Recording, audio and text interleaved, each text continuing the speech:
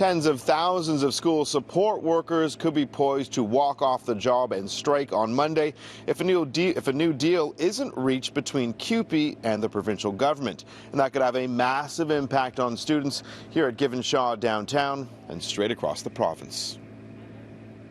If there is no fair deal to be reached, make no mistake, CUPE members are ready for full strike action on October 7th. And with that, the bomb was dropped at Queen's Park this morning. Just 3 days ago, CUPE began a Work to Rule campaign. The union represents more than 55,000 educational assistants, custodial staff, administrative assistants, and other educational support workers straight across Ontario. Today, the union was pressed for why they decided to move so quickly towards strike action. They claimed the provincial government left them with little to no option. Within minutes of Work to Rule beginning on Monday, school boards had already taken the initiatives to have children as young as 10 and 11 doing supervision. They started laying off, canceling programs. The sticking point revolves around sick days being taken by school support staff and how the numbers are being interpreted by the two sides. We have in this province a rather high level of sick days, on average more than 15 per year. When we're expending $35 million a day on sick leave, instead of reinvesting those dollars in our kids, in better textbooks. But that's an average of 55,000 people. So that takes into account folks who have cancer diagnoses, who have done surgeries. The one thing both sides agree on is that the strike date set today is a negotiating tactic, though it could blow up in students' faces.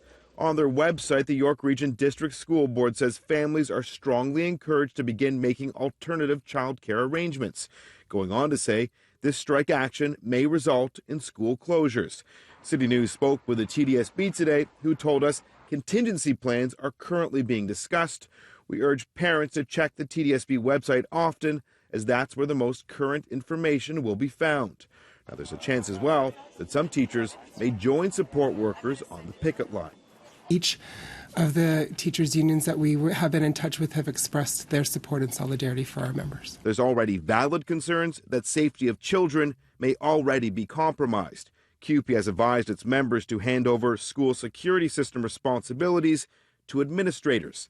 The Trillium Lakelands District School Board in Cottage Country sent out a note to parents at one school telling them the locked door system will be disabled during the current CUPE job action, as there will not be available administration staff to monitor. If someone was to walk into a school in our province and harm, injure, or even worse to students here in this province, who's at fault? Well, my expectation is the safety of every child is not compromised, full stop. Safety is being compromised very clearly here. Front doors are not being locked. I appreciate that. And my response to hearing that is that no child in the province should have their safety compromised. There should be protocols in place to ensure every single child is in a safe learning environment in the province of Ontario. We did speak with the Toronto District School Board today. They tell us that all doors will be locked at their schools in the city, though they're telling parents and students there could be a delay having the doors opened. Now, both CUPE and the provincial government say they're eager to get back to the bargaining table, potentially as early as tonight. Only time will tell. Now, obviously, this is a big concern for parents. They're wondering what Monday could potentially bring. We'll speak with some parents ahead on City News at 6. As we told you earlier on City News, 55,000 school support workers could walk off the job across the province on Monday, and that means that the province and the CUPE, their union, better get a deal hammered out soon. That's what parents here at Given Shaw and across the city are saying tonight. Now we know that the Waterloo District Catholic School Board, they've already informed parents that if there is a strike, they will be closing their schools. They're citing student safety. We caught up with some parents here outside of Given Shaw near Trinity Bell Woods tonight, and they're concerned about what the days ahead could bring. Well, the teachers are going to pick up on the slack, otherwise we're all going to see how much work they have to do and how much we need them. I remember in the past it was kind of like all the kids had to bring home their garbage, like when my child was small, back in the day.